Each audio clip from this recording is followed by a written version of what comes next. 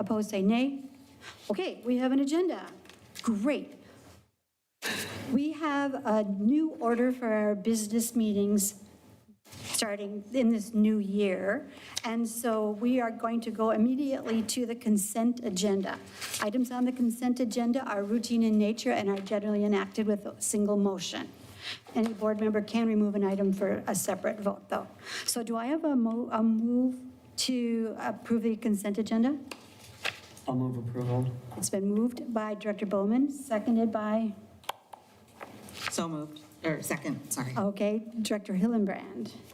Okay, the consent agenda contains funding transfer, meeting minutes, bi-monthly disbursements, licensed personnel staff report, and non-licensed personnel staff report. So I do not see any hands up. This does require a roll call vote. So seeing no hands, I think we're ready to vote. Exactly. Director Bassett. Yes. Director Bowman votes yes. Chair Evans Becker. Yes. Director Hillenbrand. Yes. Director Holmes. No. Director Long. No. Director Wuto. Yes. And thank you, 5-2. 5-2, the consent agenda has been approved. Okay, we need to move on to unfinished business. Our unfinished business is a summary statement. After our last business meeting, we held a closed session pursuant to Minnesota statute to evaluate the year-end evaluation for our superintendent. And so as a result of that, I will be reading the summary statement from the superintendent evaluation. On Monday, June 16th, the Robbinsdale Area School Board met in closed session pursuant to Minnesota Statute 13D.05 Subdivision 3A for the year-end superintendent evaluation. The board met for over 3 hours to discuss the rubric for the standards-based superintendent evaluation and the performance of Dr. Stallo, which was facilitated by Barb Dorn from the Minnesota School Boards Association. The majority of the board found that the work done by Dr. Terry Stallo, superintendent, was highly effective or effective in all areas. Because of this, a majority of the board voted to grant Dr. Stallo the full 10% of her salary as incentive as stated in her contract for meeting the goals that were set for her for the 24-25 school year. We thank Dr. Stallo for her efforts and accomplishments and look forward to working with her on the challenges ahead in our district. Dr. Stallo? Any comment? Sure, thank you. Thank you, Chair Evans Becker and board members. I think an important part of the evaluation process is reflection. So I'd like to share an excerpt from the reflection that I attached to my evaluation materials when I submitted them to the board. As we end this first year together, I want you to know that I believe I have been an outstanding superintendent and leader for Robbinsdale area schools. I've run into the fire and attacked multiple challenges in multiple departments and schools head on. I've been strategic and intentional in providing long-term and short-term solutions. I've communicated consistently with transparency and focus. I have created systems that were needed and have done so in a collaborative manner. I provided optimism and joy, while clearly stating facts and concerns. I've designed and facilitated the most robust community engagement process I've ever seen. I've built relationships with staff, students, parents, community members, organizations, partners, legislators, emergency responders, business owners, and police departments. Over the past 11 months, in spite of, or perhaps because of, the challenges that have been a part of my daily work life, it's important that you all, as board members and this community, know that I've fallen in love with Robbinsdale area schools. I made a promise when I said yes, and I will be relentless in my quest to help lead our district to excellence. The work is complex and intense, and the problems I inherited will not be fixed overnight. However, I believe I provided evidence, not just in my evaluation materials, but in the work I have done daily, that progress and improvement is being made. I want to thank the students, staff, families, community members, leaders, and board members who have supported me throughout the challenges of the past year. I especially want to thank my team who have shown up day after day and are supporting and pushing to make me and all of us in Robbinsdale area schools better. I look forward to the year ahead. Thank you. Thank you. Okay, next on our agenda is new business, and the new business starts with an action item, a resolution accepting the June 2025 donations. I move approval. I'll second. It was moved by Director Bassett, seconded by Director Bowman to approve the donations. There were over $5,000 in donations that the district got in June. And since it's money, it requires a roll call vote. So it's been moved and seconded. Let's vote on accepting the donations. Great. Director Bassett. Yes.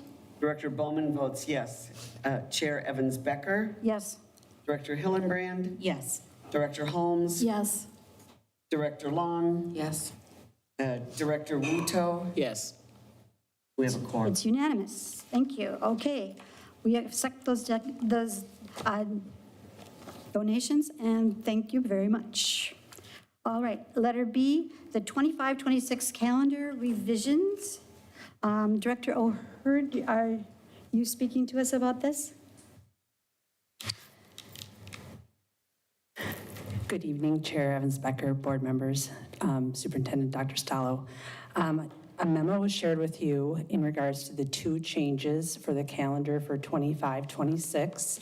The first one is in regards to the compensatory day. That would be changed from May 8th to June 4th. And that the reason for that is because of AP testing. AP testing runs for 3 weeks. So it is the first week of May, the second week in May, and then the third week in May is makeup testing week. Those weeks are not designed by Robbinsdale. Those are national weeks that we don't get to determine when those weeks fall. The second change is the professional development day, and that date is changing from, our recommendation is to change it from April 24th to May 1st. And that is 1 week later to give us 1 more week of staffing time in case we want to use that date as we bring staff together from different schools as we are looking at staffing differently for next year. Okay. Director Bassett and then Director Hillenbrand. So, Director Amy, can you kind of explain a little bit about the, I guess a question first. And so that is that the calendar committee still exists, is that right? That is true. Okay, and the members of the calendar committee, or the way it works is, can you just very briefly, because we don't want to prolong it, but can you just talk a little bit about that? Because this might, I guess my underlying question is that this was something that went through the calendar committee? Correct. Okay. The calendar committee is made up of teachers, administrators, directors across the district. And we meet 4 times a year, and we address not only the school calendar, but then also various athletics and activity, the entire scope of the calendar for all schools. So the calendar committee does a variety of different calendars as well. Well, that was my understanding. I just want to make sure that that hasn't changed. And then, because I've noticed that we have quite a few more, historically, we haven't had as many calendar changes as we've had, I mean, they come to the board, so I know. And so it just seems like we have more. And so it looks like there's a little bit more change that's happening. I don't know, but it's more frequent. And I think this year it is because of the AP testing, and that the window came out after the calendar came out, so we didn't get that window, and so we have to change it because of that. So the calendar was out, and then the national window came out. The second is because of our professional development schedule and wanting to adjust that date. Okay. And so, in your opinion, the calendar committee is still functioning quite well? Oh, yes. Okay. Thank you. Yes. Director Hillenbrand? Yeah, I just, one thing I've noted about the calendar, and I know for about 5 years now, community members, especially I know the Jewish Families Group has been asking, and a lot of metro districts have been taking off Rosh Hashanah, Yom Kippur, Eid al, I'm going to pronounce it incorrectly, Fitr, I think, and Eid al-Adha, and that has not been taken into account in Robbinsdale's calendars, and I'm just curious why that hasn't been and you don't have to answer that, but just curious, we're kind of out of step with our community, and just wanted to put that out there as something to consider and to keep in mind in future calendars, because it's pretty common now in the metro area that we're keeping that in mind, especially as we have more and more Muslim students, as well as, we have a Jewish community as part of our district. And for those kids, they have to take those days off in order to celebrate their holidays, or they have to choose between, do I miss a test, or do I observe my holidays? And that's not really a nice position to put students or teachers as well in those positions. So just putting that out there publicly. I hear you on that. In the last 2 years, we have added Yom Kippur and Eid to, Just one Eid, though. Eid al-Adha is still a school day. yeah. So we do have more work. Appreciate that we're halfway there. Yeah, But still have more work to do. I acknowledge that, yes. thank you. Director Holmes? I believe you were here for listening hour. We had a teacher come and speak about teachers not finding the first choice of moving that date to after the end of school. June 4th. Thank you, June 4th. So we're going through 6th and graduation and everything. Was there discussion around that? I know you're saying there are teachers on that committee and the RFT president is there, but how was that addressed and how was it pulled with the staff? So the compensatory days, you need to have 2 in the first semester and 2 in the second semester. One of the struggles that we have is that when we're looking at the calendar and analyzing number of hours of student contact, currently our seniors have an equivalent of 15 hours that they are short of school for the school year. So when we moved the compensatory day to after the school year is over, that is taking another day where they are not short an additional 6 hours and 10 minutes. So as we are looking at the calendar moving forward, we are analyzing every piece of the calendar because we have concerns around our student contact time currently, and we need to do some adjustments for the 26-27 calendar and look at I believe it was 5 years ago, added 3 professional development days to the calendar and took away student contact days. We then took away those hours from instruction. We are now digging in, thank you, Director Hoheisel, and finding that because of that, the seniors are short equivalent of 15 hours or almost little over 2 school days. So with that being said, and the comments that my colleagues have made, is there any reason we can't postpone this vote and have a more in-depth conversation with the board around holidays? And as you're analyzing that, is there any reason we would need to do this right now? Adding additional holidays for the 25-26 school year, there are no more compensatory days to add the holidays to. I'm sorry, just so we can have a broad conversation, because there are points and kind of moving forward, and it sounds like if you are analyzing the calendar right now, instead of, to Director Bassett's point, changing them and changing them and changing them, is there any reason we can't have a broader discussion? And you said you're analyzing all of the dates right now and looking at more days for the seniors, so is there any reason that we need to do this immediately, I guess? The analyzing the calendar is for 26-27. So this one is for next school year, which is, 7 weeks away.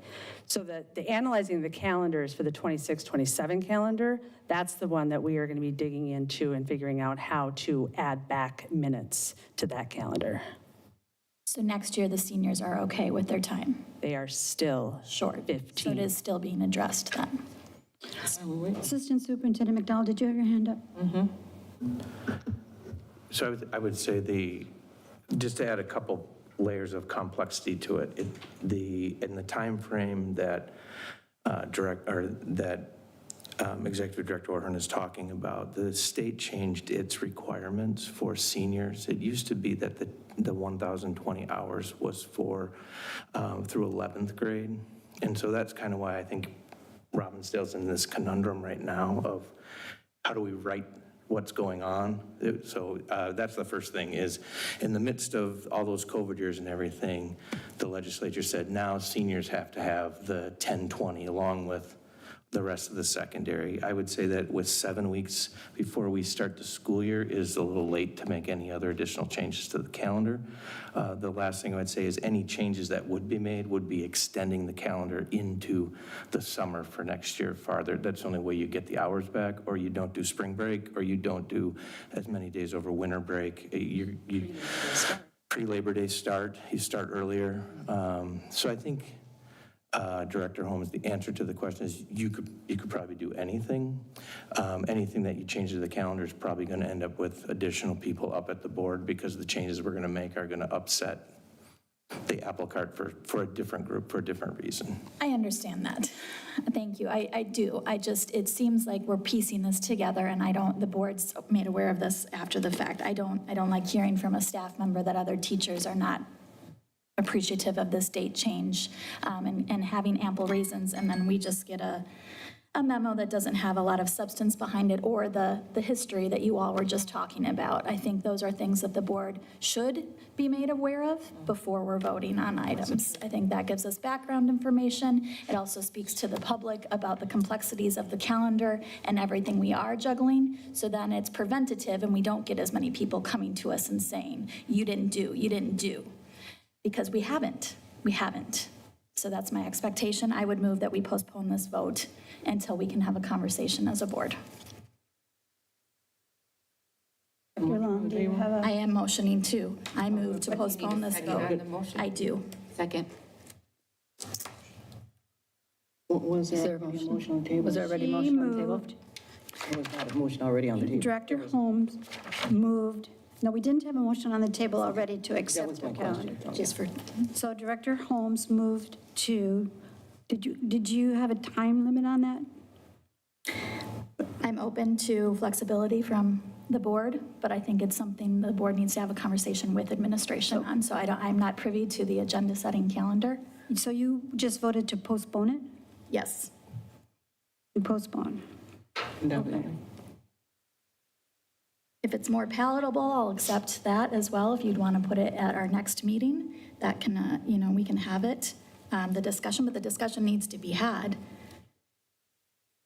I guess my question that I had raised my hand for after I seconded that motion was just, I want to know what are the consequences that our district can have from MDE for our seniors being short their time in a school year?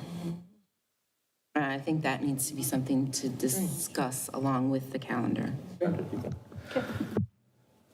What ends up happening is any of the seniors who qualify for compensatory dollars, then you can have those compensatory dollars held back from you As a district. as a district. So it's significant that we get this fixed and work towards getting it where it needs to be. That said, honestly, I don't know how many seniors in the graduating class at this point fall into that category and what that total dollar amount would be moving forward, but that's how the process is structured to work. Director Bassett? So are you talking about this next class coming in? We already know that we're short, or the class that just graduated?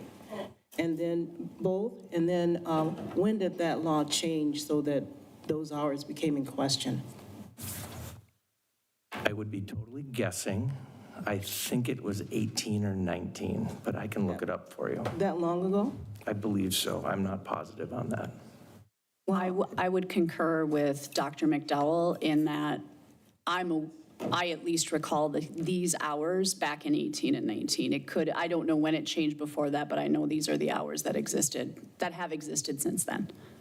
Okay, so the slippage or the deficit, that our students are facing now, if it was in 2018 or 2020 or before, then this is not the first class that this is affected? That would be my, yes. Yeah, I know the graduating class of 25 did not meet their hours. And it sounds like, from Director O'Hearn, you were saying that this has happened before. Correct. So when we put the 3 additional days of professional development in 2021, it would have adjusted those hours. Thank you, Director Hillenbrand. Correct me if I'm wrong, but this adjustment can also be made by adding hours to the school day equivalent to 15 hours. So it could be by adding 10 minutes to the school day. So there are other ways to do it than adding days to the calendar as well, correct? That is correct. However, I'm sorry. I know that would mess up But everything. it doesn't align with the teacher contract. And busing and everything Without adding staff, yes. All right.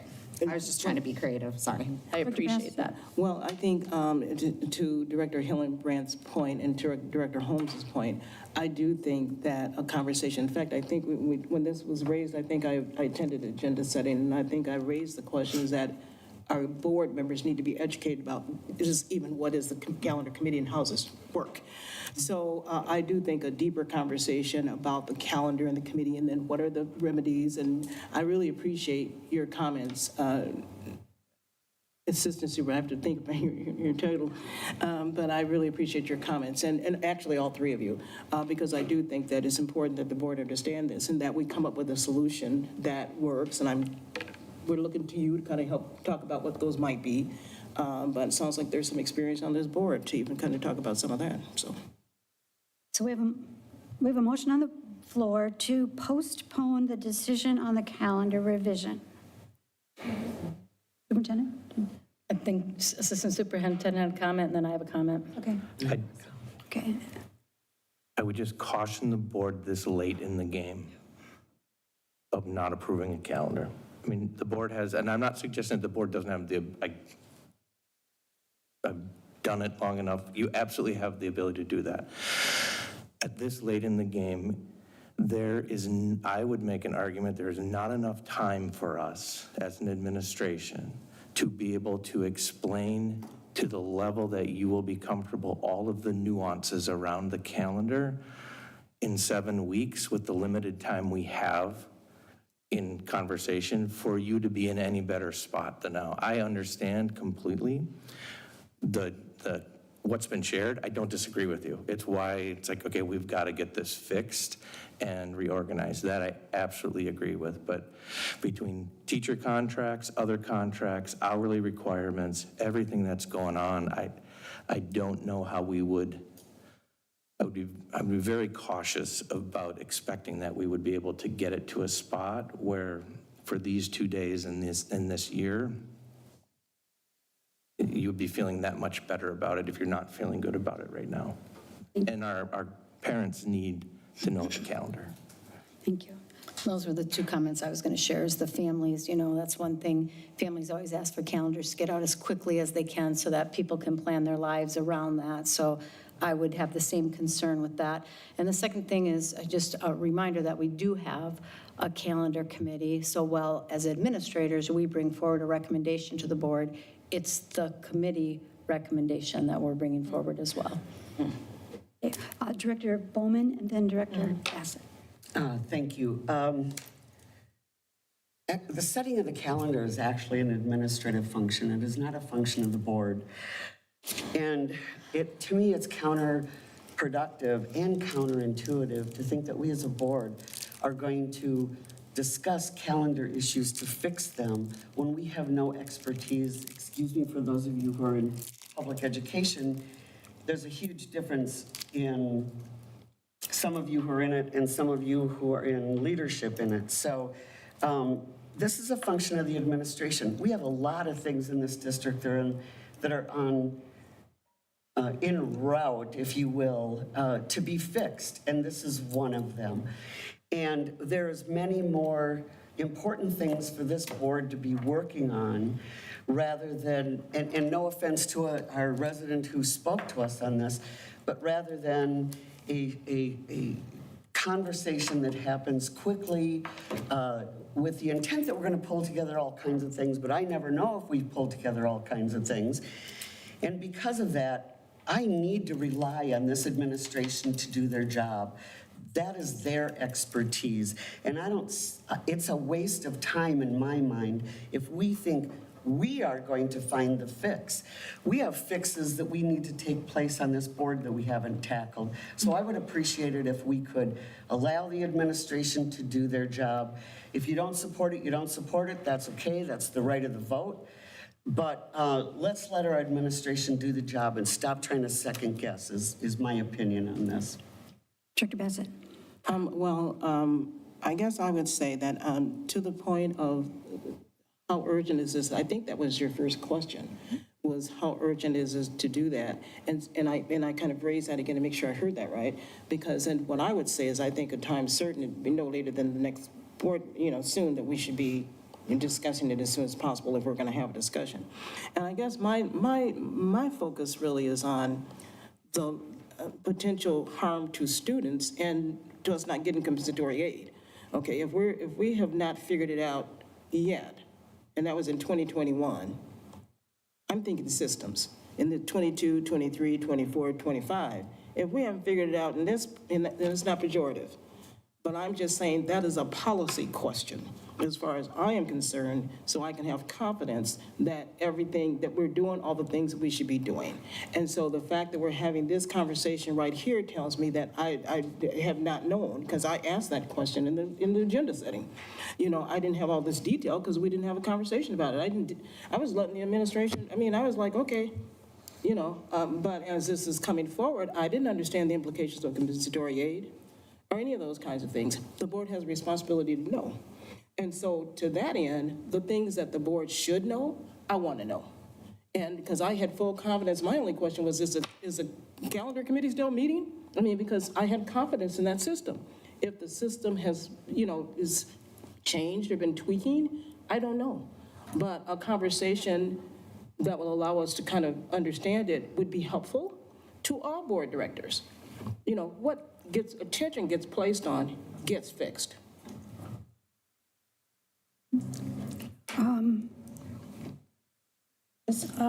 Director Holmes, Director Long, I have something to say, and Director Hillenbrand, did you have your hand up too? Okay, Director Holmes. I would accept a friendly amendment to put it for our next meeting, if that's the direction you were going, just to give you a heads up on that one. I think a conversation is important regardless of the time. I am a parent in this district. I have 4 students, so I completely agree that parents want to know the calendars. And as we had a staff member speak, they want to know. And we're coming into negotiations on all of these contracts, so I think staff morale is top of mind for me. And Director Hillenbrand brought up other things. I'm not proposing we're going to change those, but just an all-encompassing conversation about the calendar. It shouldn't be that contentious. The amount of questions and conversation we're having here I think is evident enough to me that we should have had the conversation and that there are enough of us. And I don't think it's disregarding anybody's authority here. I think it's a conversation with the board, and we can agree or disagree on what our role is here, but it is up to the board right now as a vote. And so it's a simple motion to have a conversation with more background information when it was identified, because Director Bassett is, to have it be going on since 2018 or 2019 is alarming. I also have a senior who graduated not this school year, last year, so that's another parental concern of mine, that we didn't have that intact. So I think it's okay for a board to have a conversation, and I don't think we should run from it. So if Director Bassett or somebody else, friendly amendment to postpone this until our next board meeting, I'm open to that. Thank you. You were the seconder. Do you support that? Yes, I support the friendly amendment. Director Hillenbrand. I just want to say that, first of all, I appreciate what you're saying. I did get a little bit in the weeds there, but I am concerned, especially in this time with federal funds being taken away and frozen and all these other financial, on top of the fact that, we have financial straits going on right now of money being left on the table, right? That is a concern. And we need funds for our students. And that is where my concern lies. Otherwise, I'd be happy to vote and say, sure, we can fix these other concerns in the future, but I am concerned about leaving money on the table that could be used to support our students. So that's why I'd like to I would agree with the postponing and hopefully having discussion to see if we can figure out a way without huge disruption to solve this for this coming year. So that's my 2 cents. Director Long, Director Bowman, and then me. I guess I also worry, working in the educational field, and I have seen this happen with other students, that if you don't have your certain amount of hours in, that I have seen other students have to come back the next year and complete those hours. So I'm worried of what impact this might have with our students. Could you imagine having to tell our senior classes that they have to come back and complete whatever it is, those hours that were not completed? That would be horrible. And what would that look like? And what would that do to our budget? I just am really worried about this and that we haven't fixed it yet. And I feel like then we need to get on board and get it fixed. I'm worried about the transparency and our fiduciary responsibility to this issue. And I want to postpone this so that we can truly be transparent and know what this issue is and possible solutions to fix it. And what ramifications will this mean from the Department of Education for our district? And I don't know if that means that I, as a school board member, need to call and have a conversation with them, or if that's something that leadership is willing to call and have conversations with them about. Director Hoheisel. I'm completely willing to call and have a conversation about it. That is my job, so I'm totally okay with that. As I'm thinking about the conversation with the school board, it's actually twofold. You do have 2 grade levels that don't have to meet. You have 2 standards by Minnesota State statute. One is number of days in attendance, which is 165, does not apply to kindergarten and does not apply to seniors. So the number of days our seniors are actually attending class gets thrown out, if you will. However, what does apply to every grade level, and it varies depending on the grade level, is the number of hours of which a student must be in attendance. The primary grades, the elementary grades, are less hours than our secondary grades. Our secondary grades are 1,020 hours, as Dr. McDowell referred to. From what I can tell, and Robbinsdale would be my first experience, from what I can tell when I came on and saw that our senior class was low, I can't see an impact, but I don't know that there hasn't been one, nor can I declare that there won't be one. I have zero problem making that call. The challenge comes in and snow days we could very easily be back at the table having conversation about snow days because our hours are getting limited with others. So it's a relatively robust conversation. Yeah. The challenge lies is with everything else that's happening for 25, 26, as Dr. McDowell, Dr. Stallo have indicated, is we do have, food service, we have employment contracts everywhere. We have, families making plans. We have all of that. I am just going to say we are late. And so I completely understand. I recognize that you guys understand that. It is your decision to make. We will provide whatever information you need. Again, I don't know the financial experience because I haven't been in a district where that's been a possibility. I am also not aware of my counterparts saying, hey, this happened to us. Maybe it hasn't. Maybe others, it's a statute that just is a may and not a must. I don't have that answer. But that is what I know to be true as it relates to our situation. Director Bowman.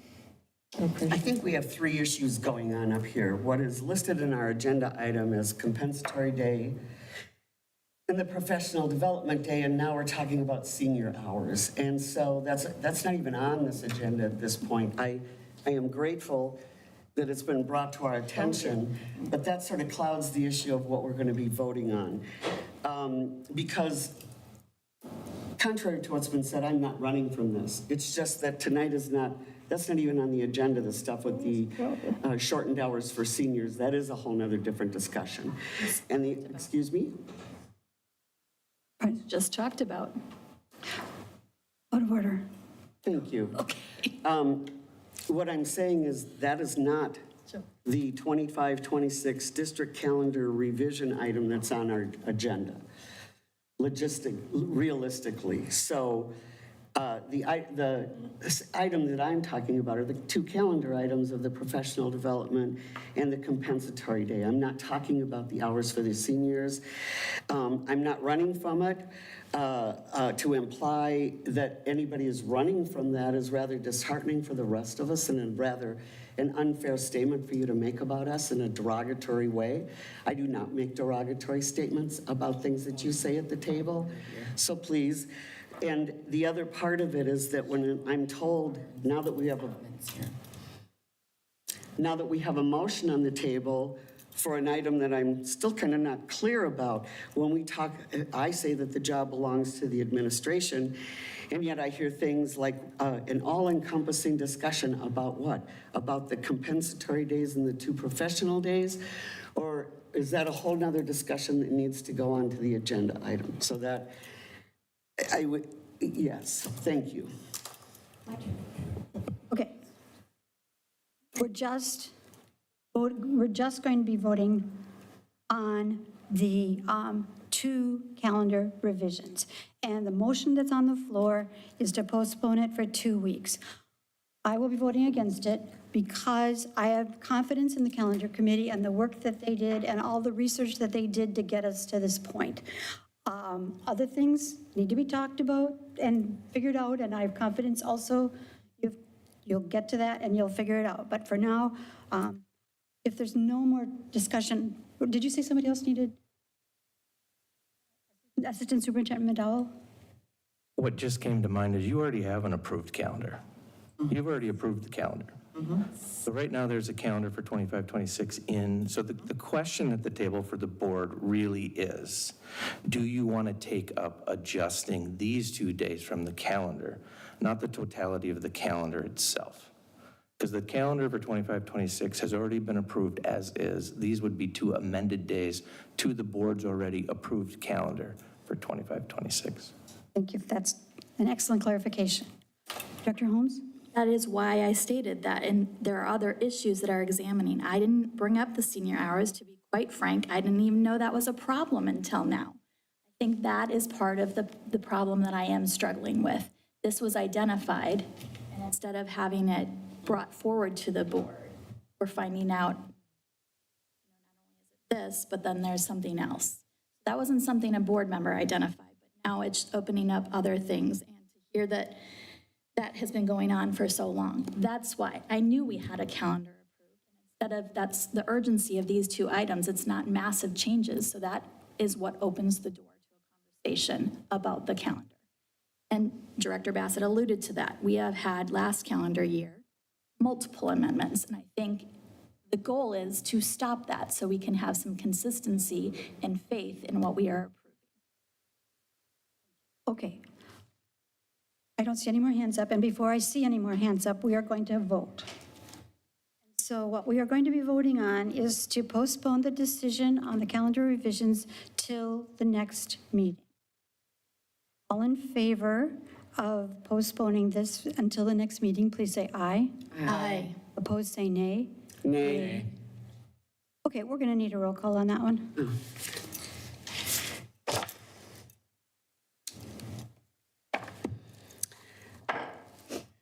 All right. Director Bassett. Director Bowman votes no. Chair Evans Becker. No. Director Hillenbrand. No. Director Holmes. Yes. Director Long. Yes. Director Wuto. No. 4-3. Okay, so that means that motion failed. Do I have a motion to approve the calendar revisions? So moved. Moved by Director Bowman, Second. seconded by Director Wuto. I don't see any more hands up. Let's take a vote on that one. I will. Okay, so now the motion is to approve the district recommended calendar revisions for the 2025. That's those 2 days. That's, all in favor, please say aye. Aye. Opposed, please say nay. Nay. No. I'm calling that motion carried, unless somebody wants a roll call vote on it. Motion carried. Okay, so the district calendar revisions have been approved. The next item on the agenda is Level 3 Custodial Grievance, and Executive Director O'Hearn, you're up again. Thank you. So in front of you is a memo, a follow-up from last, 2 weeks ago, you received a memo from me also in regards to a grievance. This is a separate grievance memo, same employee. The last grievance was filed in regards to a written reprimand. This grievance is filed in regards to a suspension without pay. So they are separate grievances. That's why there are 2 separate memos. I will state that the union has come forward already and asked that we strike for arbitration because you have pushed the first one to an arbitrator, and they are asking that we would go to arbitration simultaneously with both grievances instead of going to arbitration twice. And so we are working with our legal counsel, if that is what you wish, to go to arbitration only once for the same employee, unless you would like to hear a hearing on the suspension without pay, but send the written reprimand to an arbitrator. Thank you. The only question I had was, why was the word strike in there? So what they do is they send us a list of arbitrators, and then between the union and the district, we strike the arbitrators until we can agree on an arbitrator. Thank you. That clarifies that helpfully. Okay. So the recommendation is that in the event that the board receives a level 3 custodial grievance, that the board forgoes holding a hearing and refers the matter onto arbitration. And so that would not only be for this one, but for... You already sent the first one on to the arbitrator for the written reprimand, so this is a separate grievance. And it's only for this particular grievance. It's not for all for future grievances. Correct. Okay. Director Holmes. I'm sorry, did, She asked if we needed a motion. Go ahead.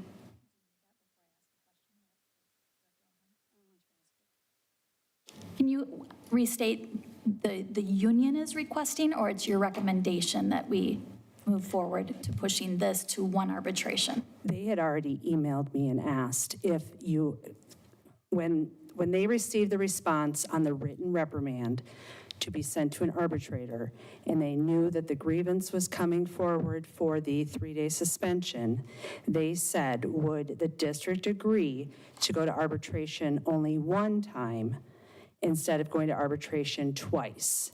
And I said, we would, but we have to hear from the board first on whether or not they're going to want to hear a hearing or they're going to want to send this on to an arbitrator. So I guess that's where my confusion is, because the board has gotten that email and they were asking the board for the hearing.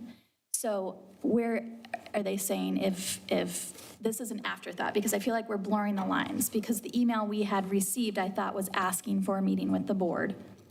Yep, and that's standard practice, is they'll send the grievance to Right, I say, understand, because we've been through this multiple times now. yep. So are they pulling that email back and saying they're just going to go, or? I don't know about pulling the email back. I'm just telling you what I know. So when he sent me the email setting up the arbitrator for the written reprimand, he asked, would you agree to go to arbitration once, because it's the same employee? So instead of going to arbitration twice and having double the fees, And I guess what's just not clear for me is if that's already anticipating how this vote is going to go based on what it's done before, and that's where the blurring is. So, okay, Can we get a motion to, I'll move approval. so you're moving to forego the hearing and refer the matter to arbitration? Exactly. Is there a second to forego the hearing and go to arbitration? Second. Director Wuto, second? Okay, And we can have discussion now? we can have discussion if you have hands up. Director Long? Yeah, I guess I would just like to know when the transparency is going to come around these grievances for the board so that we can know what is happening, what's going on, where's the process in this. Also, is there an audit being done of that program to see what is going on there and why we're having so many issues in this department? I don't see any other hands up. I see Director Holmes. Will I get an answer to that question or in some time in the future or? I believe some of what you are asking, I believe came in a response that we answered from last week in what was, how the questions are coming forward, who is bringing the concerns forward, and how the concerns are coming to the supervisors of the department, and then how the supervisors are responding to those concerns. And I believe that memo came out to you. Was that the confidential memo from council? I believe it's from Dr. Stallo's About weekly update. about where concerns were coming, yeah. I think, at the end of the day, I think anytime there's change and there's a higher level of expectation that has been placed on people, I would offer a consideration for that.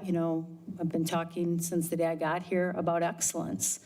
And I think that I've heard from board members at this table concerns about people being held accountable. And I think that that could be part of what's happening, is that there's a level of expectation around our facilities and the health and safety needs of our students in those. And if standards aren't being met, there is due process for employees. So I would just caution the board on, obviously there are things you can't know about employees, and there's processes that we work through, and I think there's other perspectives that maybe you're not hearing. So can we get another emailed response about the questions that I just asked? Because I just feel like the answers was possibilities and not truly what might be going on. I don't know that there's an easy answer. I think every situation is different. I would say exactly what I just said. I think the level of expectation of employees is at a level that I would expect and leaders in that department expect. And I believe it's perhaps a change from where the expectation and accountability has been in the past. So that still just left me with possibilities. I believe that I've said as much as I can, given data practices. So can we have a follow-up, please? I would need, if you could answer specifically what your question is in writing, and then see how I can respond to that with, again, not violating any kind of data practices. I would be happy to do so. Thank you. Yeah, thank you. Dr. Holmes. I think for me, it's just the, just said other perspectives we're not hearing. I guess that's what I'm looking into, because what we are hearing are union members coming and speaking in force at listening hour and emails that are coming. And so if there are these levels of expectations, what is that? What is the change? What has been so drastic? Because we heard from the union say for 15 or 20 years, so things haven't been working for 15 or 20 years. And that's what we're saying to people now. And then we've also had individuals say that they have a disability that's not being recognized. And I believe some of the grievances resulted in the employees coming back to work. So I think it's an all-encompassing conversation of trying to really process the entire thing. And so I am more than willing to hear other perspectives that I'm not aware of. That's our job, right? To hear all of the perspectives and then make a recommendation. But if I'm just, or make a vote, I'm sorry, but if I'm just voting on this memo and then everything else that has been shared, it doesn't feel like it's a rounded out conversation. And I think this becomes a performative vote because there is a lot of pushback coming to the board, and I'm just still not comfortable with the explanation of what has changed. Because We also had a speaker come and say he observed everything, and there was nothing about neglect in the buildings, and it's not making sense to me. The dots are not connecting. And while we don't oversee those managers or those employees that are running that department, we do work through you and how that is coming about And I and would what that say, change is. yeah, and I appreciate that, Director Holmes. I think we have excellent leaders in a department that I identified pretty quickly some of the needs in our facilities. And I think we are moving exactly in a direction of ensuring that, that our buildings are safe and healthy places for our students. I think CFO Hoheisel, you were going to add something? Yeah, thank you. I can completely recognize that, Director Holmes, and quite honestly, even the school board, what your point, right? Your perspective or your experience is what is in front of you. And what I would say, and the challenge is until you work it, until you see it, until you know it, you don't know. You don't see that the person who toured the buildings shouldn't even have been walking around the buildings. And, you know, the things we find, and we don't, I understand a particular grievance or multiple grievances are about singular people. I do believe the standard, the training, what is happening is significantly stronger than what it was a year ago. I believe that. If that requires testimony of building leaders or others to help maybe round out the vision, we'd be happy to bring different perspectives in, because you're right. People tend to speak, not necessarily, the room doesn't get filled with positives typically. I mean, you guys know that. It gets filled with people who are unhappy or a louder voice. And so I would say my experience is the expectation is to actually follow a standard of cleanliness, you know, all the things that we do. I'm sorry, I need to clarify, I'm not arguing that point at all. Yeah. I understand the 30,000-foot perspective here. That's not the goal. I don't even know what we're changing in terms of that measurement, though, because we also had the experts, the SEIU here, saying the maintenance square footage-wise that they're responsible for is more than their counterparts in other districts. So there's conflicting information for me. And so it's not about, I'm not concerned about people coming and expressing their concerns. That's not where I'm going. I'm saying, where is the dialogue with the board? Because if these are drastic changes coming about, it's not just about hitting the working class. You know, we've had them speak saying, where is our training? Where is the corrective action plan? Those are things that are contractually required as well. And so I just feel like we're in this back and forth angry cycle. And that's not what I want when I envision excellence for our district. I 1,000% agree with you. I'm happy to provide the amount of training. The surveys that people have taken say no more training is required, and yet there's others that are coming and saying we haven't seen enough. Like, all of that is documented. I have a binder about that thick that says otherwise. Again, I agree with you. Like, we want such strong culture. We want a supportive climate. We want all of that. The question is what is needed, and where can we go with it as it relates to truly just expectations of a job, and so you have a rounded out understanding. That I completely understand what you're saying. I'm saying I have data to support. I would like to get us back to talking about this particular motion that we have. There's a motion on the floor to move the hearing to the hearing onto arbitration. And so I would like to keep our discussion focused on whether or not we're moving it to arbitration. So if there's no more comments about whether or not we're moving it to arbitration, I would like to have a vote. I see no more hands up. Therefore, all in favor of moving this to arbitration, please say aye. Aye. Opposed, say nay. No. Okay, we are moving it on to arbitration, and we can have a discussion about maintenance another time. Okay, number 7 is policy. We have the second read on some policies. And is there a spokesperson from the policy committee? Being that it's a second read, we are not unfamiliar So- with these. Yep, these are all three are, relate to financials, and were first reviewed by the Financial Advisory Council and then by the Policy Committee. And they're all based on legislative changes or MSBA suggestion, sample policies. And they appear to be pretty minor changes. They're not substantial changes either. They're all very minor changes. Okay. Dr. Holmes? I also want to make note that I've resigned from the policy committee, and I've asked for a conversation around the policy committee itself. Thank you. And thank you for your work on the policy committee. All right. I have a quick clarification question. Do we vote on each one of those separately? We haven't. Okay, so it would be Unless a somebody motion. wants to. So we would need a motion to approve 701, 702, and 706. Director Long? Just to go back to Director Holmes's comments, there have been, as the vice chair, I've seen repeated emails to have conversation about the policy committee, and so I'm just hoping that that happens soon, because otherwise it feels like we are continuing to ignore an issue that is being requested. Thank you.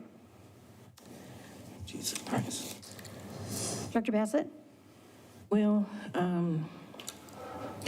one of the benefits of having 7 directors and then having our committees and having several directors volunteer, get appointed to committees, is that then if you're on another committee, then you kind of see that you don't have to be all over the place. So I'm troubled to hear that there's some challenges with the policy committee, and different times, different things have come up. But the fact is that I've kind of gone along with the policy committee. This was a specific policy that I had a question about. So I'm, that kind of leaves me in a quandary. That kind of leaves me in a bit of a quandary, because if I hear that, if we have these policies that we're going to approve, and there have been challenges on the committee itself that have been expressed, and I don't understand. Okay, that would be 2 separate issues, though. Yeah. I realize that they are, but anytime a subject comes up, I'm going to speak to the subject. The subject at hand is passing policies.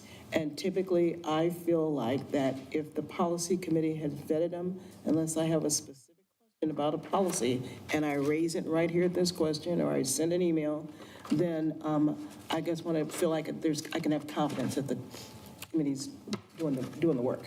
Thank you. That's my comment, and I think it's very appropriate right now for me to make it. It's not out in left field, so that's my comment. And Don't need a rebuttal. That's just, since you were saying that, would you like to move approval of these policies?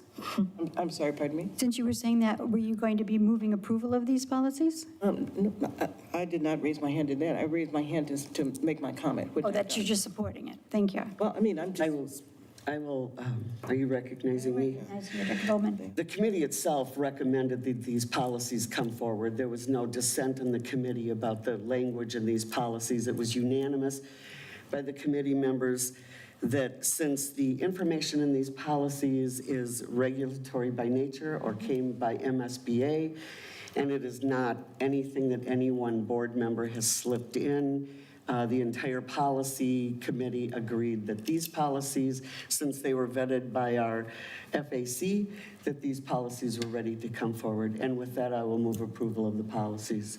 And is there a second? I'll second. Moved by Director Bowman, seconded by Director Hillenbrand, and I don't see any hands up at the moment.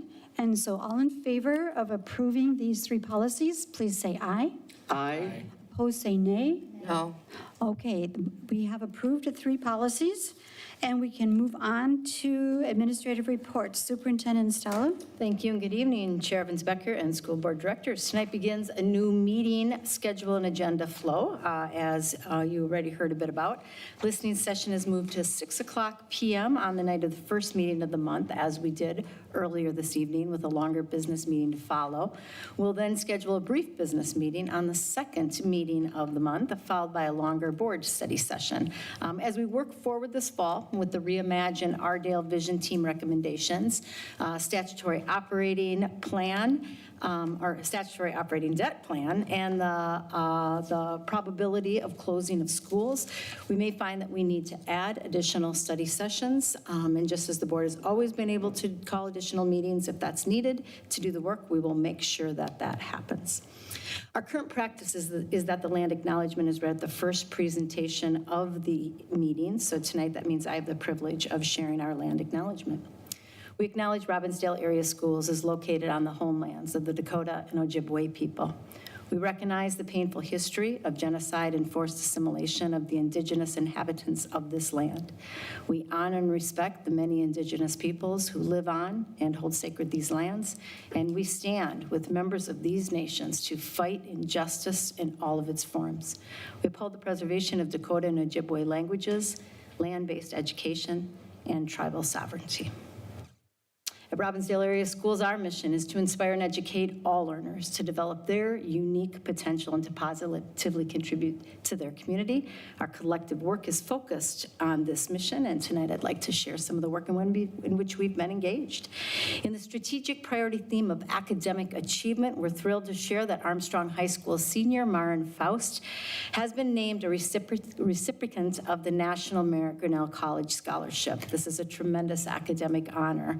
Maren was selected by Grinnell from a national pool of merit finalists who plan to attend the college. Maren plans to study astrophysics, a challenging and inspiring field. She joins a distinguished group of more than 6,900 seniors from across the country who earned national merit scholarships in 2025, representing nearly 26 million in collective support. We're proud of Maren's hard work and academic achievement, and we wish her all the best as she continues her journey at Grinnell College. In the strategic theme of student engagement and well-being, on July 4th, the Cooper High School Fighting Hawks Marching Band performed in the National Independence Day Parade in Washington, D.C. This is the official and largest 4th of July parade in the country. The parade route took them past some of the most iconic sites in our nation, the Washington Monument, the White House, National World War II Memorial, and several of the museums. Cooper was nominated by U.S. Representative Omar, and we're proud that Robbinsdale Area Schools was represented so meaningfully on a national platform. The opportunity was the result of months, actually you can go back one, Molly, thanks. The opportunity was the result of months of intense practice and dedication by our students, staff, and families.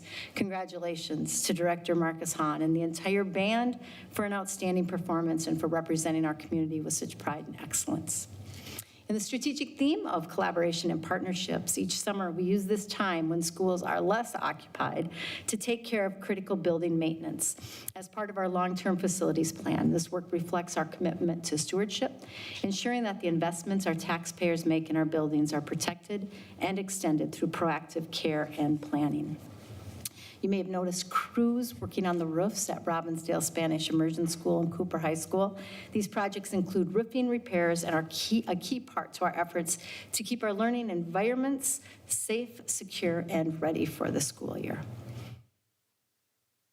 In the strategic theme of community engagement, we're excited to invite everyone to the Great Ardale Get-Together, our annual back-to-school community celebration. This year's event will take place on Saturday, August 9th from 10 o'clock to 2 o'clock at Lakeview Terrace Park in Robbinsdale. It's a free event for all ages with fun activities, entertainment, and a chance to connect with families, staff, and community partners. We hope to see many of you there as we come together to kick off a new year with joy and community spirit. As I end my report, one final note that I didn't get a chance, happened this morning, I didn't get a chance to get in the report, was at Freedom Schools this morning. We had a very special guest reader, Lieutenant Governor Peggy Flanagan, was there reading with the students and taking part in Harambee. So you know the energy, those of you that have had the chance to be at Freedom Schools, so it was fantastic. Thank you. Enjoying it. Thank you.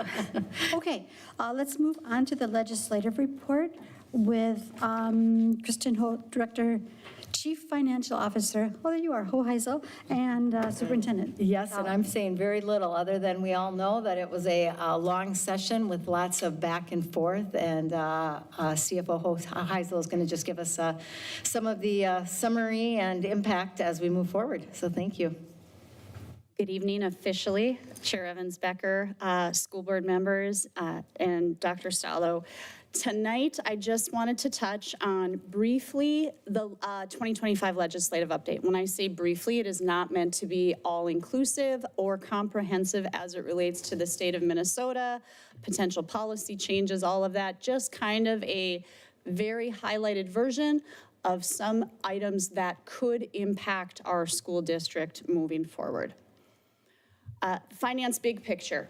When looking at this, no new general ed dollars for fiscal year 26 and 27. What that means is, and it moves into the next bullet point, is there was language that had happened in a prior legislative session that put an inflation factor on our basic formula, on our general education formula. And why it says there is no new money is we had already anticipated that 2.74, which is what is listed, that's what the state came out with. There was conversation about, does that go away? They did not take it away, so that's why we still anticipate an increase as we move into, and I'll say next school year, because I forget that we're in July now, so we're in the 25-26 school year. As we move into 26-27 school year, there's still that inflationary factor that's tied, that did not get removed. We will see that on the formula. I would say the range for that dollar amount, depending on the 2 to 3% and the number of students, we're probably looking at 1.6 million to 2.5 million. That's the impact to us. It helps, fortunately for us, offset some of our declining enrollment as far as additional revenue that we get into the district. Special ed transportation reimbursement. What has happened is this used to be, special ed transportation was reimbursed at 100%. So for every $10 we spent, we would receive that back in state aid. It could be $1. I mean, pick whatever the dollar amount is. We're no longer at 100%. Moving into this year, we're at a 95% reimbursement rate.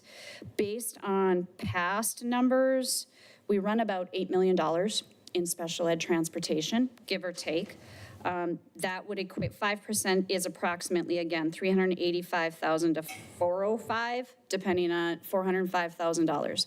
So as we move into this year, that's actually going to be a reduction for us. We planned 100%. As we move into the revised budget, that will be reflected that we will have, again, a $385,000 to $405,000-ish loss, best estimate at this time. As we move into the next school year, as we move into 26-27, we go from the 95% reimbursement, which is the 5% loss, to a 90% reimbursement, which is 10% loss, which means it compounds itself, right? So if we had a $400,000 loss this year, that means next year it's going to be an $800,000 loss as we work our way through the budgets. School unemployment aid, this was implemented, I think last legislative session, maybe 2 removed now, where unemployment became available for people who don't typically work the summer months. I think of like a food service worker would be a standard example that you could use. The state put this into play. They had given money that was set to expire, which would then fall on the backs of the school districts. They decided to adjust some other funding mechanisms that didn't impact us and say, okay, as a state, we're going to put another $100 million to extend their support of the school unemployment aid, again, as we move into the next round. The challenge is it's out there, right? It's looming. They extended it for 1 year. My guess is they're not going to extend it in perpetuity. Again, it's a cliff that's hanging out there. It's just not what we're living in today's world. And then the supplemental school lunch aid, what it will do in the 27-28 school year, so it was, here is reimbursement of 12.5, state funding, 12.5 cents per meal or different things. Are reducing that by half and going to 6.25. Again, 2 years out, not impacting us today. What also happened with school lunch aid is they are now allowing students to purchase a second breakfast or lunch if you've already received one that was paid for. So it was the prohibition. I happen to have an older son, and I can tell you breakfast and or the type A breakfast and or lunch was never enough to feed them, and then there was prohibition for them to be able to just purchase one on their own. Now the state has said, yeah, go ahead, buy the second meal if you need that to help fulfill your hunger pangs. The district impact for state aid, when looking at FY26, this column is, again, will be reflected in our revised budget. The compensatory revenue, again, the state was back and forth legislatively. There was talk like a hold harmless. Do people, whatever they received a year ago, they receive now. Doesn't matter what the counts are, or what your free and reduced counts are, your direct certification counts are, that's what you're going to get. We did receive more than we were anticipating by approximately $970,000. That will be for this year. So that will be a positive impact for us. And then moving forward, it will be based on what is our true student count. It's not going to be based off of past experience and just the hold harmless, the freezing of the numbers. So again, as our student count goes down, depending on the concentration of student need in our district, it is entirely possible that that number could go down as well if our concentration remains the same, but our student population goes down. The other categories are negatives. I would like to point out when you're looking at the 4 different years, it's based off of the base. So when you're looking at, for example, student support personnel aid of a negative $208,000 that we're going below what we expect or what we had received in the past based on formula, that's not 400, I mean, it is if you multiply it, but the 205,000 is based off of today's number. So the reduction remains constant. It's not in addition to every year that we go out, if that makes sense. So the categories where we will see a reduction is student support personnel aid, school library aid. Achievement and integration has a slight tweak, and then the illusion, and I call this the illusion, is the TRA pension allowance, because it is an illusion because, yes, there appears to be more money, but the rate of contribution for TRA eligible employees also went up. So it's covering if you went up, and I don't remember the exact percentage, so I'm going to use an estimate. If we went up 1% contribution level, and if our cost is, $500,000, they're saying the pension allowance will pay for $300,000 of that $500,000 cost. Again, I can have more direct numbers. This is just a high level view to say, yes, we did get money there, but yes, there's an additional expense there. Policy changes. This is kind of a smorgasbord of different things. Again, may or may not impact us. You look at data practices and different rules around if someone makes a data request and then doesn't come and pick up their information, what can you do with that? Remote meetings, should you have a board member that is doing something virtually, they no longer have to post the address of where you are virtually when that happens. School start date, this is for 27 and 28, with Labor Day being so late. They had said legislatively that you can do a pre-Labor Day start, because I think like September 7th and September 6th are Mondays, and the 27, 28, and that pushes you well into June, potentially, depending on what your calendar looks like. And so just looking through policy changes that are out there, this does not impact us. I'm looking at like mascots.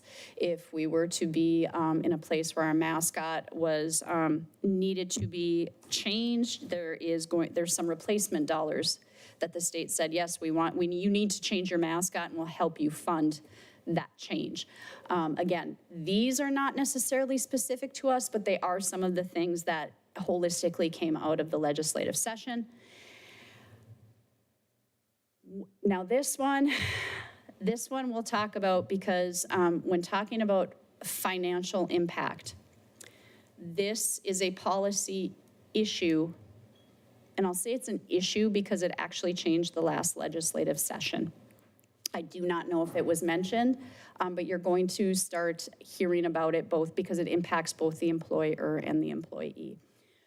When Minnesota paid leave, and you can see the timeline down there, Minnesota, down below, a little bit more challenging to read. The Minnesota paid leave becomes available to employees January 1st of 2026. And what that does is it essentially says, and I'll use pregnancy. Should I have a baby in February? I am now entitled to Minnesota paid leave. It's governed and handled by the state of Minnesota, no different than unemployment. You receive a percentage of your wage for a block of time, and then you can look, does the district want to, or can you use, let's say it's 50%. I think it's greater than that, but let's just say 50% of my wage is paid from this fund at the state of Minnesota. Do I use 50% of my time, my sick time, from the district, and now I receive half a check from the state and half a check from the district? Do I not use any and just receive the 0.5% and keep my sick time? It's interesting in that a couple of things. First off, no different than unemployment, the district needs to contribute to this fund. It is based on wages. So the total formula is 0.88% of total wages. The district is responsible to at least contribute 0.44. So we are responsible for at least half of that formula, and then the employee is responsible for half. Can things be done negotiation-wise to say the district is going to pick up more of the cost? Sure it can. We can't pay less than the 0.44. That said, that cost for an entire year for us, I think when I was running the numbers for this year and then looking out into next year, we're probably at about $600,000 of cost for this program.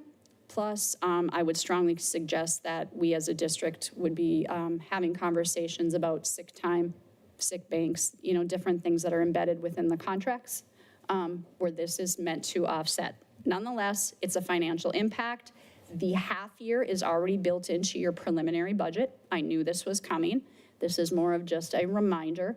I think it's there too. Yep, there it is. And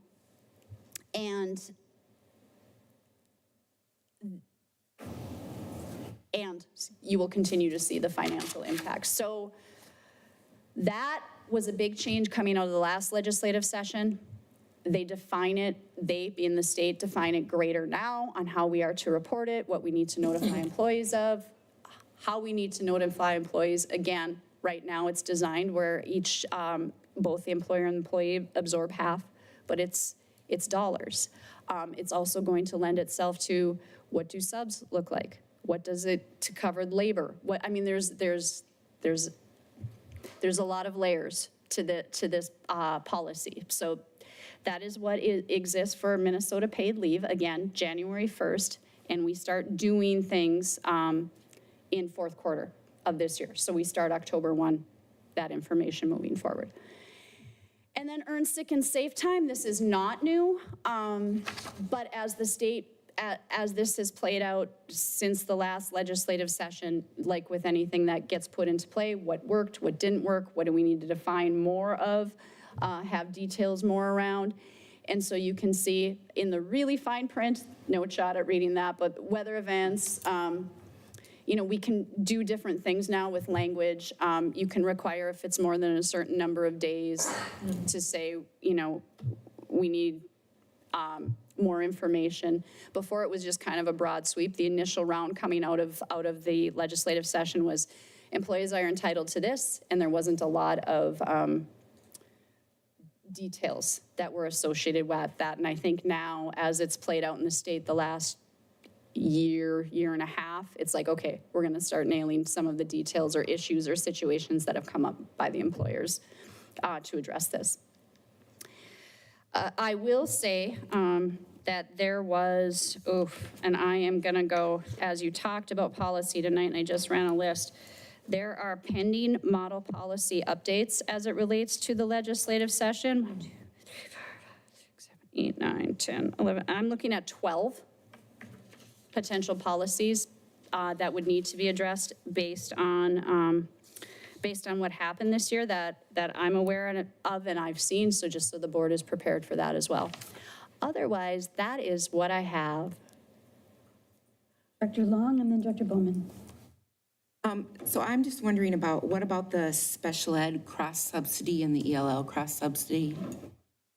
Are those the same? I have not seen anything on those. If they changed, coming from MSBA, AMSD, and the Department of Education, I've seen nothing. So then the percentage would probably still be the same as last time? I would anticipate that. Again, I haven't seen it. So I can certainly get back to you. I have not seen it as a change legislatively.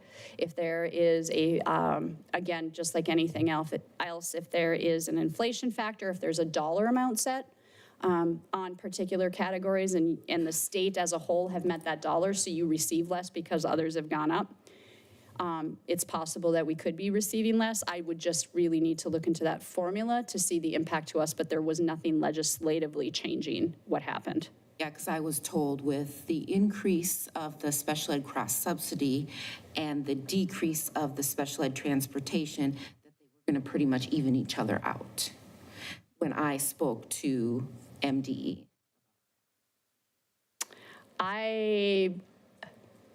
That's an interesting statement. I don't know that I would agree with that, but again, I'm not versed enough tonight to be able to say that is accurate or not.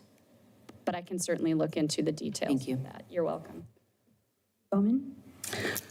Will you be so kind as to forward to the policy committee the list of 12 so we can keep it on our agenda so they Absolutely. I'll actually, yes, I'll be happy to do don't. that. I mean, I think Joanna, if you sent it to her, whatever, but we have our meeting tomorrow night, so it'd be nice. well, yay, I think it's a perfect way to have I think it it's on the agenda. Yeah, it'll sit right there and we can be faced with it, so thank you. That was my only question. Yeah, absolutely. Okay, Director Bassett and then, On the sheet that you had that listed all of the things, only a couple of them are, in fact, that's that one, the one prior. So can you, Into your mic.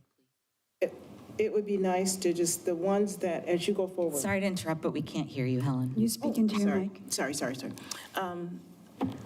So as we go forward, as you kind of identify some things, can you just kind of resend that and just with some highlights about, you don't have to go to the detail, this is going to impact, this will impact, no impact, no impact. So we kind of know what to be, yeah, that just 50,000, but not even 30, Thank you. another time in the future. Executive Director Williams. Thank you. So not in relation to the state legislation, I just want to make you all aware that we are continuing to monitor what's happening at the federal level. Many of you are aware that there was a freeze on title funding from the federal level that was due July 1. That doesn't impact a large percentage of our programs, but it does impact our adult education programming, just so you are aware of that. So we're just monitoring the progress with that. So, and it wasn't unanticipated given where this administration had been going, but it's still an impact. So. Thank you. I'd like to address Director Bassett's question. As I look at it, of that list, of the 10 items listed, mascots would be the only one that has no impact to us. Jeepers creepers. The READ Act flexibility, that's a few pages of changes. I'm not the expert in the READ Act, but I can almost guarantee, given the number of changes, some of it is us. And the rest, yeah. So, just a follow-up. Okay, Director Bassett and Director Holmes. Yeah, so really, and so really, the fiscal impact is what the policy changes, and so the fiscal impact is really kind of what I'm thinking about with regard to some of those things. So And so the detail of how it works and what it will touch, all those things I'm not necessarily asking for. And so, and that's why I said at some point in the future, as you work your way through it, so. The fiscal impact, to the best of my knowledge, is this. The other stuff is words and how we deal with things or whatever. That's helpful. Yeah. Helpful right Yeah. there. Thank you. Director Lee. So I'm hearing with some of the changes to the READ Act that there's a renegotiation with the teachers union around the training and things that need to happen with that, so. I'm looking to the educators in the room.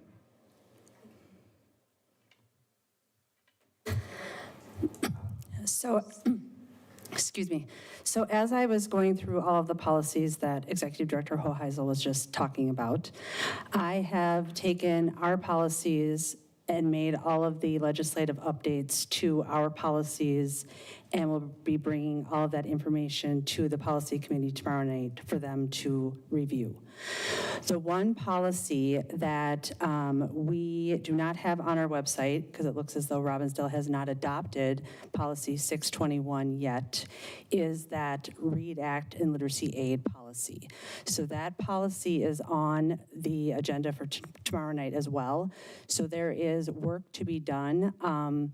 That policy has been sent to the Assistant Superintendent, the Senior Director of Teaching and Learning, and then the Assistant Directors of Teaching and Learning to review and give input into Policy 621. And then we will also have that policy roll forward to the Policy Committee. So Policy 621, we have additional heavy lift to do with that policy outside of just the legislative updates.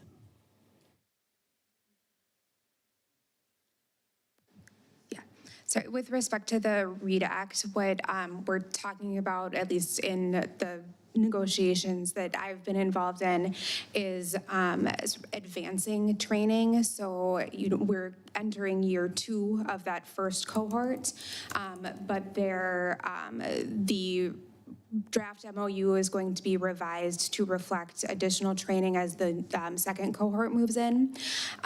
And some districts are discussing how to deal with teachers who, new hired teachers, and what training that will look like before they come out of school with that training. So there'll be some sort of transition over the next few years that I'm sure the actual educators know much more about, but that's where it's coming into negotiations.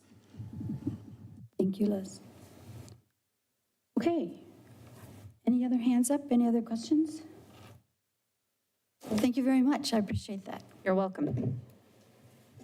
Okay, this moves us down to board committee reports and board reports. And just a reminder to the board, we're not separating out committee reports from the board reports. So if you are on a committee, make your committee report also part of your board report. So we just one time.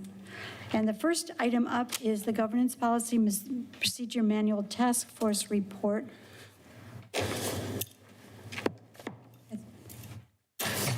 Okay. Ready. It is with such great pleasure that I pass a copy to each and every one of you. You will recall that last year in August, MSBA published their first school board governance policy handbook. And it was at that time when I was board chair that I began to work on it. And then Greta and I picked up and started working on it.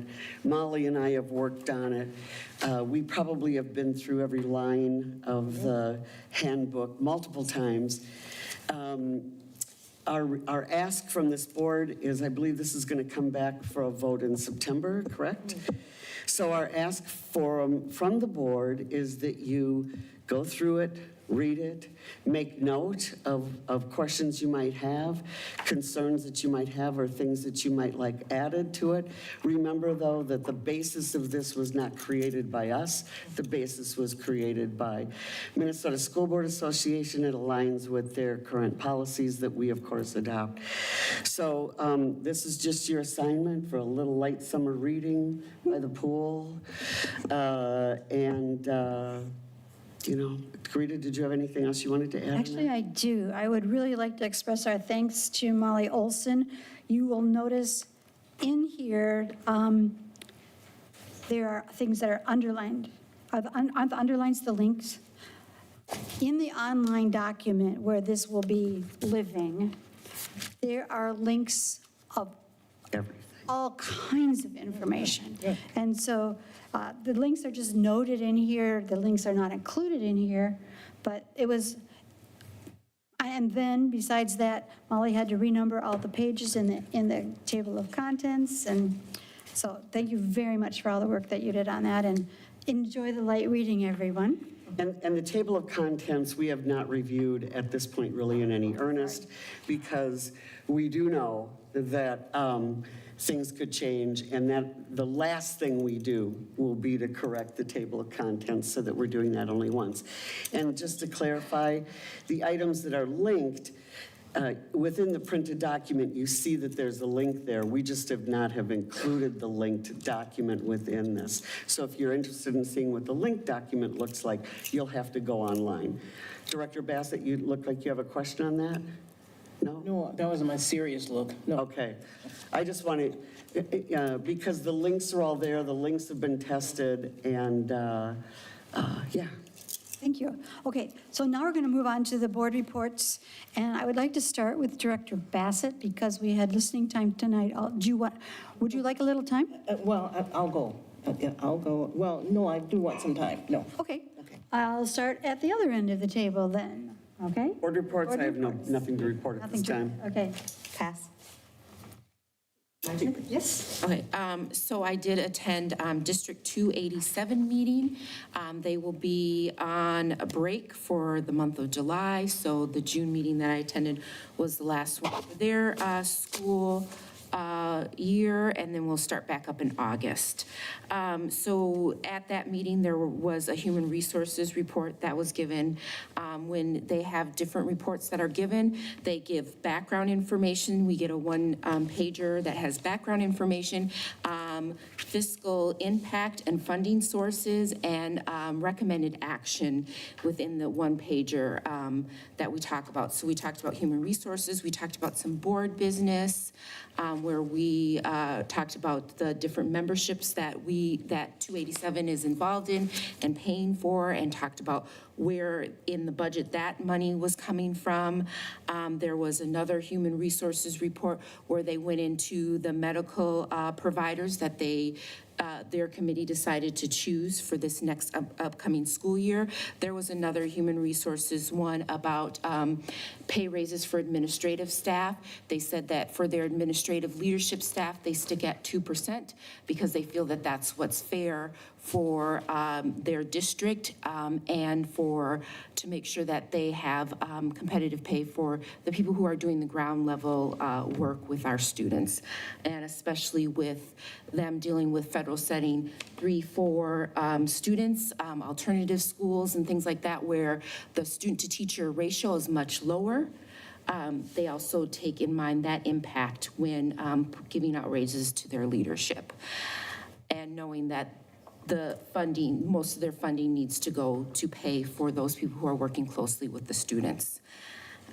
Did I talk about the dental one that we had too, where they talked about the dental committee and gave us information about that?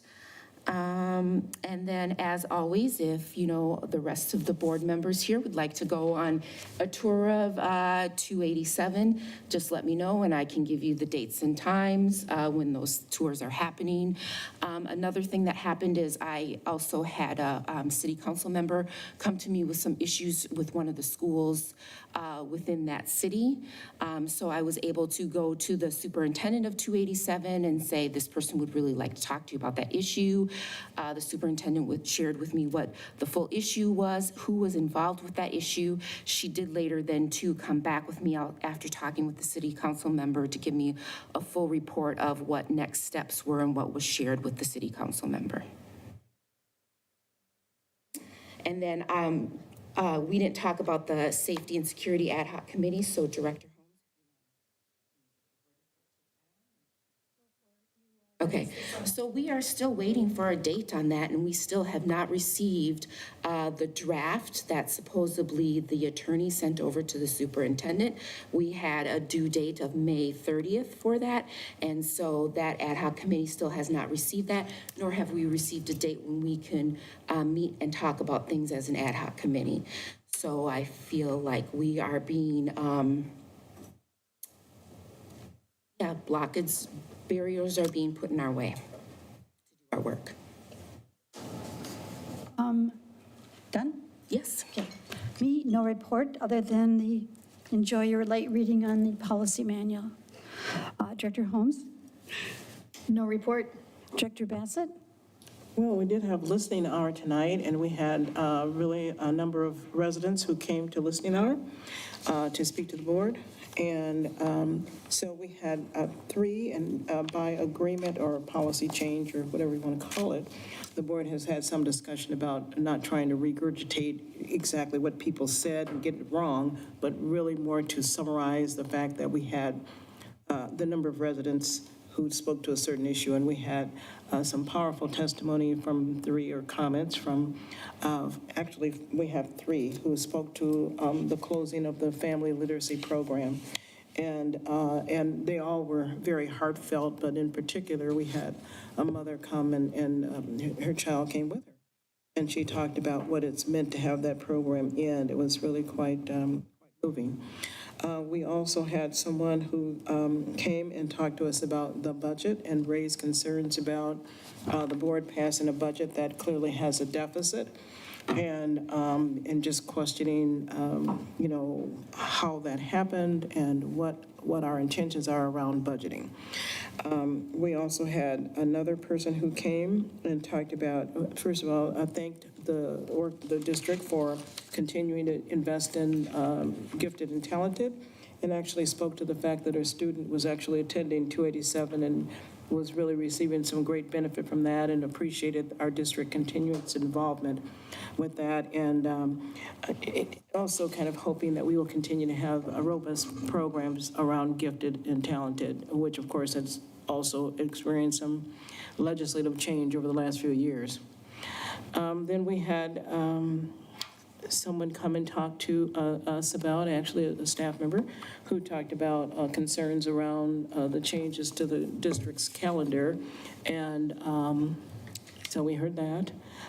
And actually, we've had quite a discussion about the calendar and changes to the calendar, even here tonight at the board table. And so that was a concern. And then we had a general comment that was made by a person who felt that, people have been coming now, and actually we've had very robust attendance at our listening sessions, probably for the last, I would say, maybe 5 to 6 weeks. And in this district, there have been many occasions over the years where we've had a robust discussion. This time around, we are having very heartfelt comments from people who are talking about those things. And the view was, they see us, people are here and they come several times. They come quite often, and so they're here a lot. And they feel like the feeling from this individual was that many people mention concerns and issues, but they don't really see anything happening or no action from that. So I actually did take a minute and talk about the fact of listening session and its purpose. And the purpose of listening session is for the board to actually hear from the community, so they are exactly where they should be, talking to us about things. And along with listening session, we also get emails and all of those kinds of things. And it helps board members understand the tenor of the community. And after all, that's our job, part of it. And so, but we don't talk and give responses there because we're not going to be defending. Often the superintendent or other administrators may need to gather more data. So there are some reasons that we chose that approach, and we're pretty committed to it. But as the public can see, we do kind of talk in greater detail about some of those issues, as we should. So that's my listening hour report, and I will say that I did go to a number of other meetings, in this short period of time. I actually, in particular, because we're talking about labor, I was invited to the Minneapolis Regional Labor Federation, Connecting Elected Leaders for Labor, back in June, and many things were talked about with regard to labor, and I've referenced this a time or two, but in particular, they talked about supporting public education, and of course, that got my attention, along with many other things that were talked about, and so it was a very good meeting. It was very well attended by elected officials, city councils, as well as school board members. And we've talked in the past about this board being more active with our we have 7 cities that we're part of. They're part of us, we're part of them.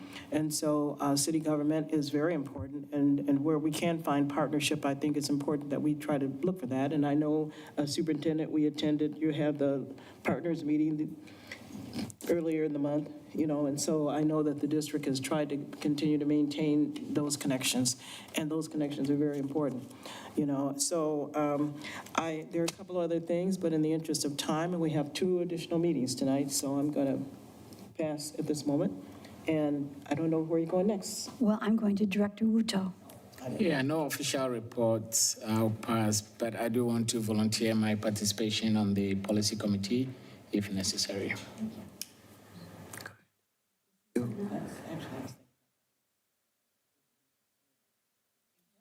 Yes? We'd love to have you. Yes. So, are you available tomorrow night?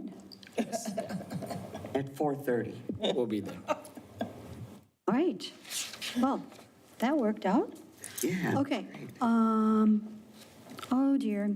We're all out of agenda items, so is there a move to adjourn? So moved. Clarification, though, because we have a closed session, so do we still adjourn this meeting, or do we do closed session and then adjourn the meeting? Oh, thanks for asking. We actually go to closed session. Read your stuff.